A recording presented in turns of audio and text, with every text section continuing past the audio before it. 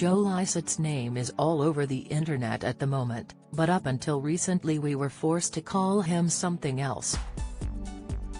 The popular comedian, 34, made a name for himself on the stand-up scene and via appearances on popular shows such as Live at the Apollo, 8 out of 10 Cats, She and Never Mind the Buzzcocks.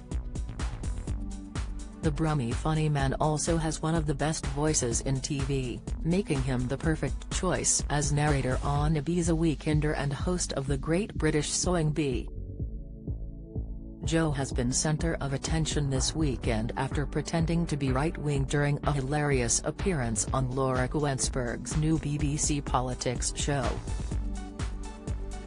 But it's certainly not the strangest thing he's ever done. Get the news you want straight to your inbox.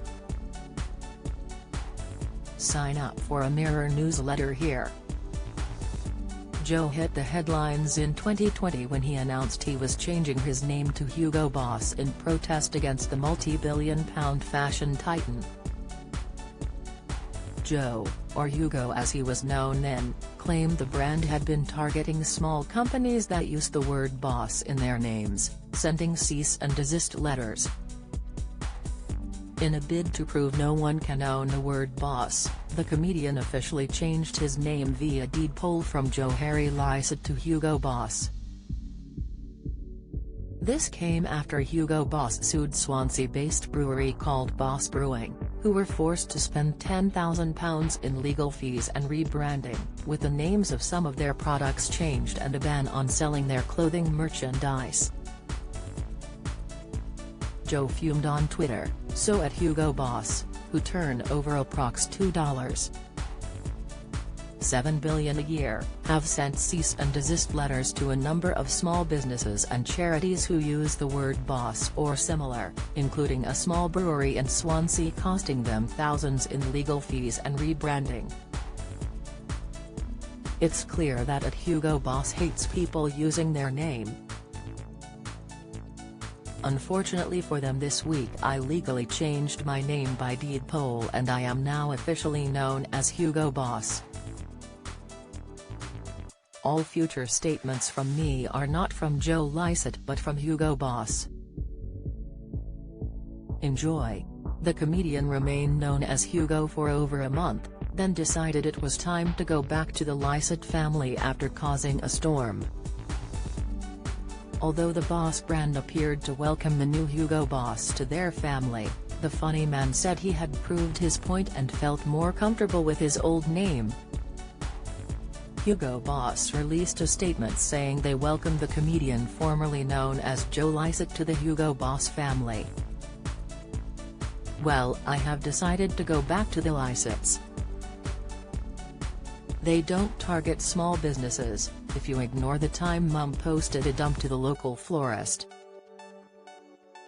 I would however like to take this opportunity to issue one final statement as Hugo Boss. Hugo Boss has a smelly bum bum."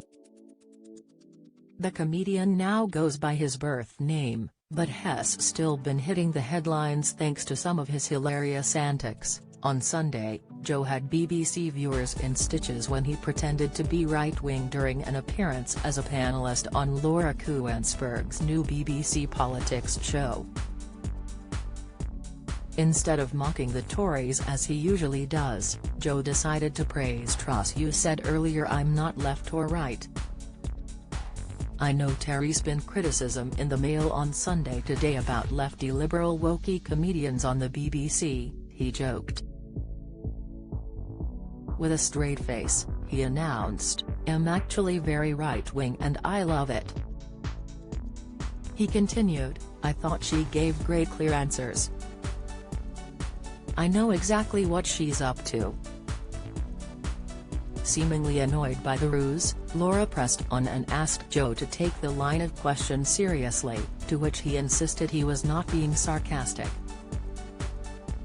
As Laura attempted to get him to drop his persona by asking about a big package of help coming this week to aid with bills, the comedian said, "Yeah, she was very clear what she said. I think you know exactly what's going to happen. I'm reassured, You're reassured." He added, "I think the haters will say we've had 12 years of the Tories, and that we're sort of at the dregs of what they've got available, and that Liz Truss is sort of like the backwash of the available MPs. I wouldn't say that because I'm incredibly right-wing, but some people might say that." As if that wasn't enough, Joe then revealed that he had gifted Laura with an original painting on Robert Peston, the ITV political editor, in jail. Do you have a story to sell?